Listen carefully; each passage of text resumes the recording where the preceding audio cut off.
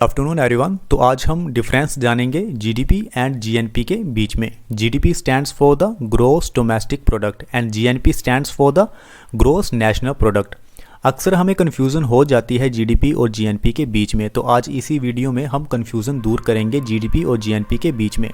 तो सबसे पहले हम जान लेते हैं कि जीडीपी होती क्या है। देखिए ध्यान से सुनिएगा, हमारा भारत देश है, भारत का जितना भी ज्योग्राफिकल एरिया है, अब उस ज्योग्राफिकल एरिया में जितना भी गुड्स एंड सर्विसेज का प्रोडक्शन हुआ है या प्रोड्यूस हुई हैं, जितनी भी गुड्स एंड सर्विसेज, वो सारी चीज़ें शामिल होती हैं जीडीपी में। ध्यान से सुनिएगा, एक बार फिर से रिपीट करता हूँ।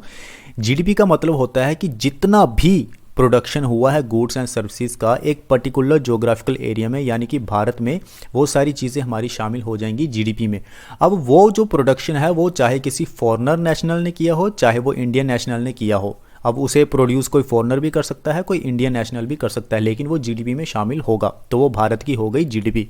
अब जीएनपी क्या है, ध्यान से सुनिएगा। मान लीजिए भारत का कोई रेजिडेंट है, वो चाइना में इन्वेस्टमेंट करता है, वो यूएसए में इन्वेस्टमेंट करता है, तो वो भारत की हो गई जीएनपी। चाइना और यूएसए के लिए वो जीडीपी हो गई, लेकिन भारत की वो हो गई जीएनपी।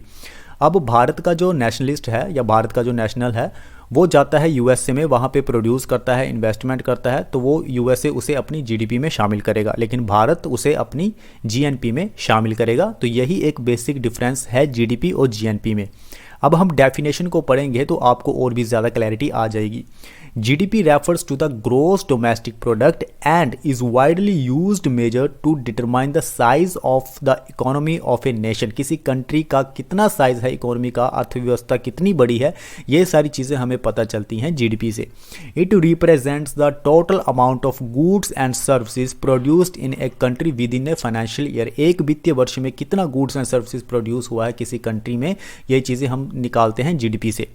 तो अब हम बात करते हैं जीएनपी की। GNP is known as a gross national product and represents the total value of goods and services produced by the resident. ध्यान से देखिए, resident of a country during a financial year.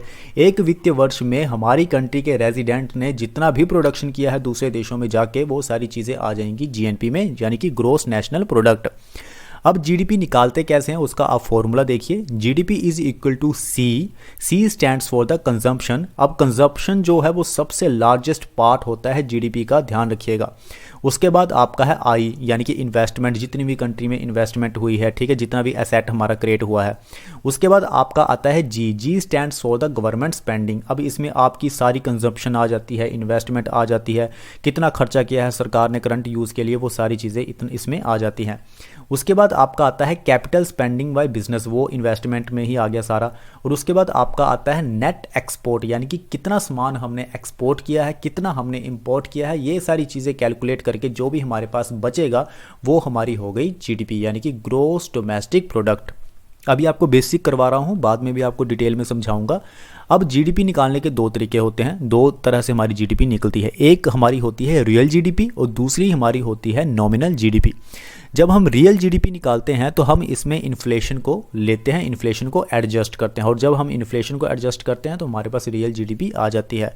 लेकिन जब हम नॉमिनल जीडीपी की बात करते हैं तो इसमें हम इन्फ्लेशन को नहीं डालते हैं, क्योंकि इन्फ्लेशन जो होती है वो वेरी करती रहती है, वो चेंज होती रहती है। प्राइजेस जो हमारे होते हैं गुड्स के, प्राइजेस चेंज होते रहते हैं, तो उसकी वजह से जो नॉमिनल जीडीपी होती है हमारी हमेशा हाई रहती है। इसलिए हम नॉमिनल जीडीपी में कभी भी इन्फ्लेशन को नहीं डालते हैं। इन्फ्लेशन जो होती है वो हमेशा पॉजिटिव होती है, तो इसलिए nominal GDP as compare to real GDP high रहती है।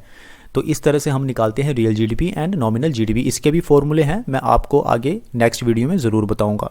जब हम रियल जीडीपी निकालते हैं तो उसको हम is equal to nominal GDP over deflator multiply 100। तो इस तरह से हमारी जीडीपी निकलती है। जीडीपी की अगर हम बात करें तो जैसे मैंने आपको बताया, measure only the domestic production, ये सिर्फ डोमेस्टिक प्रोडक्शन की बात करता है।